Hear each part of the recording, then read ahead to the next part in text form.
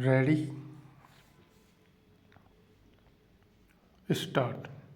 सभापति जी, श्रम विभाग का हमारे देश में निश्चित रूप से बहुत महत्व रहा है। श्रम की आधारभूत मान्यता मानने वाला हमारा देश रहा है। हमारे देश में विश्वकर्मा की पूजा होती है, इसलिए श्रम की महत्ता को जानना, श्रमिकों को न्यायोचित अधिकार देना हम सबका कर्तव्य है। श्रम विभाग एक महत्वपूर्ण विभाग है।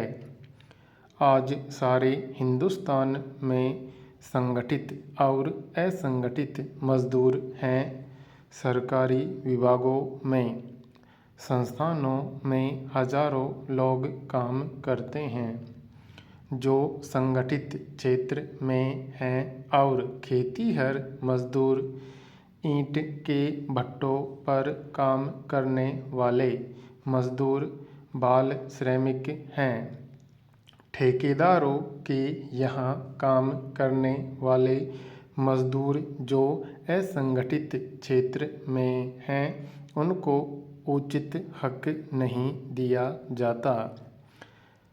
इसलिए मैं श्रम मंत्रालय से अनुरोध करूँगा कि इस ओर विशेष ध्यान दिया जाना चाहिए। सरकार की नीति समय समय पर बदलती रहती है। सरकार की मान्यता के आधार पर यूनियनें चलती हैं। सरकार और श्रम विभाग द्वारा जो नियम बनाए गए हैं, उनके आधार पर समय समय पर यूनियनों को उचित मान्यता मिले, ऐसी बात होनी चाहिए। जो यूनियनें सरकार का समर्थन करती हैं, जैसे इंटक, उनकी बात ज़्यादा सुनी जाए, ऐसी बात सरकार के अंदर नहीं होनी चाहिए। ऐसी अवस्था में औद्योगिक अशांति पैदा होती है और ऐसी स्थितियां पैदा होती हैं जिनमें श्रम विभाग की मशीनरी ठीक से काम नहीं कर पाती।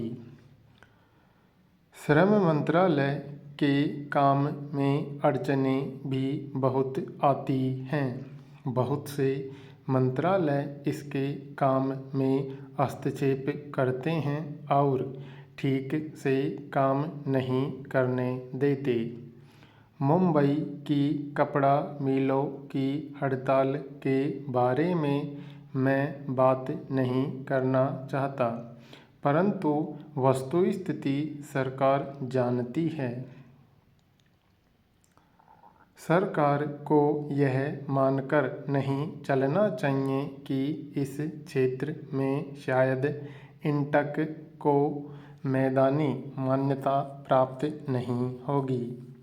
जिन लोगों को मान्यता प्राप्त भी नहीं है, उन सब लोगों को बुला करके उनके साथ बात करके उस उद्योग को चालू किया जा सके, इसकी कोशिश आपकी तरफ से होनी चाहिए।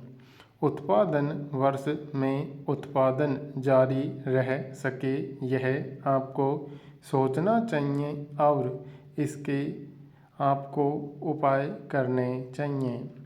उज्जैन में विनोद मिल बंद पड़ी है। मिल मालिकों ने करोड़ों रुपए का गबन किया है। प्रोविडेंट फंड मजदूरों का हजम कर लिया है। करोड़ों रुपया उनको बिजली का देना बाकी है। पानी का पैसा उन्होंने नहीं दिया है। मजदूर आवाज़ उठाते हैं, उन पर दमन चक्र चलाया जाता है। इसके बारे में श्रम मंत्री जी से बार बार निवेदन किया जा चुका है। मुझे लगता है कि श्रम मंत्रालय के पास कोई शक्ति नहीं है, उसका कोई जोर नहीं है, उसकी चलती नहीं, उसमें कुछ ताकत नहीं है और उसकी बात कोई मानता नहीं है। मेरा सुझाव है कि श्रम मंत्री को कैबिनेट स्तर का दर्जा दिया जाए और अगर ऐसा नहीं किया जाता है तो इस विभाग को प्रधानमंत्री के अंतर्गत कर दिया जाए। इससे इसका महत्व बढ़ जाएगा। इस मंत्रालय को महत्वपूर्ण मंत्रालय बनाया जाना चाहिए। उपसभापति महोदय, बोनस का विषय भी बहुत महत्वपूर्ण है। बोनस देकर आप सब किसी पर कृपा नहीं करते हैं, यह आपकी अनुकंपा का प्रतीक नहीं है। मजदूर का यह हक है। यह अस्थगित वेज है, विलंबित वेज है। यह हक उसको मिलना चाहिए। सभी मजदूरों को बोनस मिलना चाहिए। जितने भी श्रम करने वाले हैं, मेहनतकश हैं, उनको बोनस मिलना चाहिए। प्रत्येक अर्जक को बोनस मिलना चाहिए। रेल मंत्रालय, डाक तार आदि मंत्रालयों को आप लें। इन सब विभागों में काम करने वाले कर्मचारियों की परिस्थितियां अलग अलग हैं। कहीं कहीं दो दो यूनियन हैं जिनको मान्यता मिली हुई है। उनकी बात को सुना जाता है और जहां मानना हो माना भी जाता है। लेकिन इनके अलावा रजिस्टर्ड यूनियन भी हैं जिनकी बात को सुना ही नहीं जाता। इतना ही नहीं कि सुना नहीं जाता, बल्कि इस प्रकार से परिपत्र भी जारी किए जाते हैं कि उनकी बात को सुना न जाए। ऐसी व्यवस्था में औद्योगिक क्षेत्र में कैसे शांति बनी रह सकती है, यह प्रश्नवाचक चिन्ह बना हुआ है।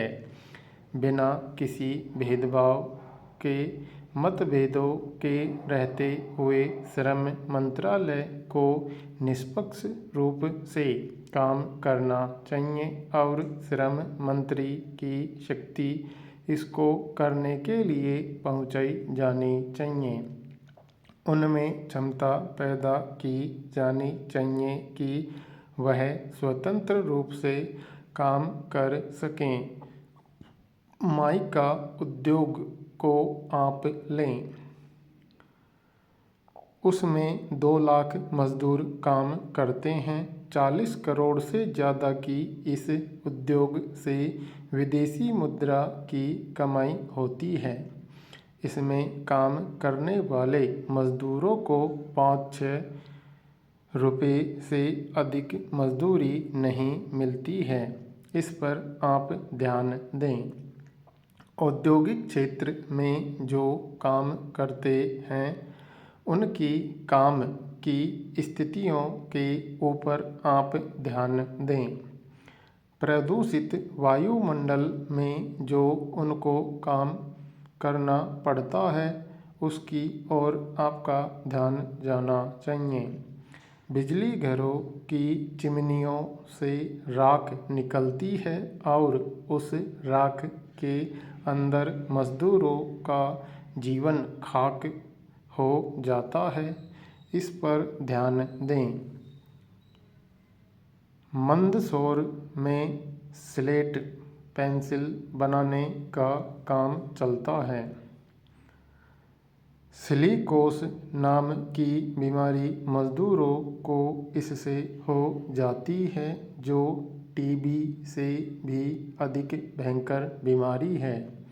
उनके जीवन के लिए इससे खतरा पैदा होता है। मजदूरों के कल्याण पर आपको ध्यान देना चाहिए। उनके हितों की आपको ठीक प्रकार से देखभाल करनी चाहिए। यह आपसे अपेक्षा की जाती है। इस विभाग को मजबूत बनाया जाना चाहिए। जो वह मशीनरी है, इसको समर्थ बनाया जाना चाहिए। निष्पक्ष रूप से यह काम कर सके, श्रमिकों और मेहनतकशों के हित में काम कर सके, इस स्तर का इसको बनाया जाना चाहिए। इस योग्य इसको बनाया जाना चाहिए। यही मेरा आपसे निवेदन है। सभापति महोदय, बहुत कम समय में मैं अपने विचार आपकी सेवा में रखूँगा।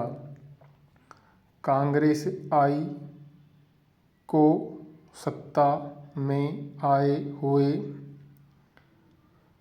27 महीने हो गए। 27 महीने के जनता पार्टी के राज से हम इनकी तुलना कर सकते हैं।